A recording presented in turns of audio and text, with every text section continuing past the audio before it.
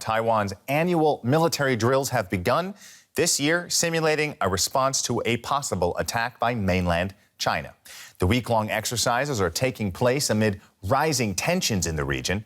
Beijing has held its own military drills around Taiwan, and its warplanes have made frequent incursions into Taiwanese airspace. Not far outside the Taiwanese capital, Black Hawk helicopters approach Taoyuan International Airport. Anti-aircraft missile launchers spring into action. The choppers find a place to land, and enemy troops leap out. They seize and occupy the air traffic control facilities, but they are quickly defeated by Taiwanese infantry. A soldier hoists the island's flag in victory, and the battle is over. Halfway across the strait, on the strategically located Penghu Islands, the location of a major airbase, troops and tanks roll through dirt mounds and soldiers fire on offshore targets.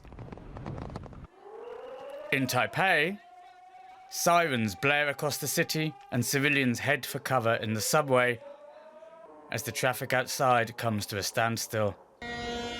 These are just some of the scenarios Taiwan is preparing for in the 39th annual Han Kuang military exercises. Drills involving police, firefighters, civilians and the armed forces. The main focus, a possible invasion by China. Beijing claims Taiwan as its own territory. Chinese forces have conducted 2 drills in waters around the island in the past year. We all know that it's a dire situation in the Taiwan Strait. We have to prepare for an attack from China, which could happen anytime. When that happens, it will definitely cause many deaths and injuries. We saw that in the war in Ukraine. That's why we need to prepare ourselves now. For some Taiwanese, the drills, along with the promise of US support, provides comfort. I'm not too worried. China has used both diplomatic and military intimidation towards Taiwan before. Besides, Taiwan has the support of the United States. While others remain apprehensive. I think a war could really happen. And when it happens, the situation will be quite different from the drill. I feel like everyone is doing their best to be accommodating, but I don't know what it would be like in case war really happens. Before long, the all-clear is given, and everyone heads back above ground. And while these are only drills, for residents of Taiwan, they are a reminder of the ever-present threat looming just across the water.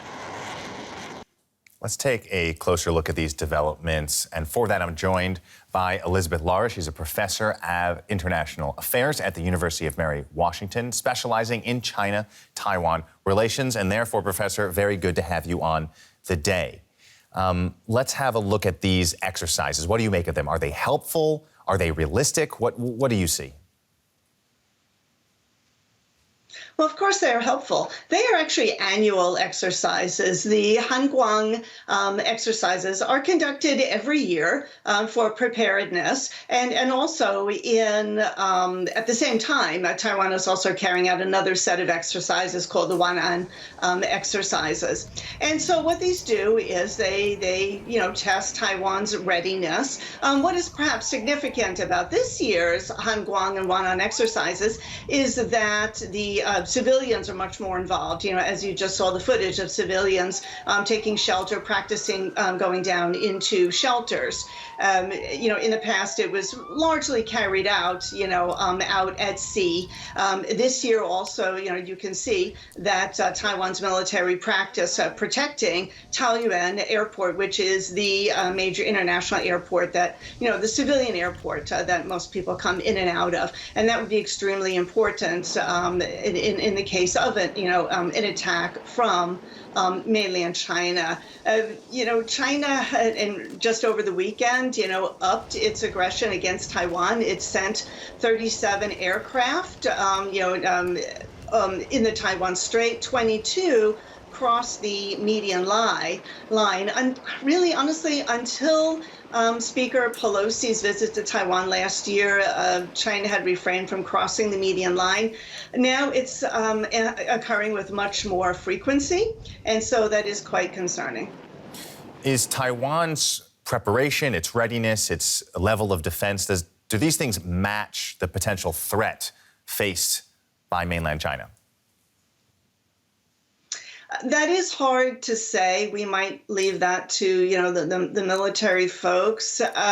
But to make it more simplistic, I think, the United States is the world's, strongest military in terms of global firepower. It's number one. Russia number two, China number three now. Taiwan is 23. It's ranked 23 in global firepower. It is deficient in aircraft, in its Navy, and certainly its manpower. Taiwan used to require all male citizens to undertake 2 years of military training after high school and before college. The previous administrations did away with that. They tried going to an all-voluntary force and didn't meet their quotas.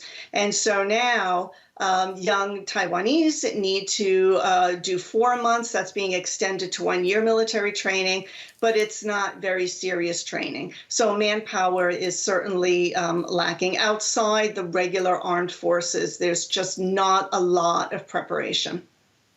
I can imagine that calibrating the response and calibrating the readiness must be a tricky balance, because on one hand, Taiwan wants to be ready, wants to be able to defend itself. At the other hand, it doesn't want to antagonize China and escalate tensions. Where do you see that balance? I don't see it so much in terms of balance. I see what's going on is China under Xi Jinping has become much more aggressive in its claims to Taiwan. And China claims that that's in response to the current administration, President Tsai Ing-wen in Taiwan, secretly wanting, permanent political separation from mainland China.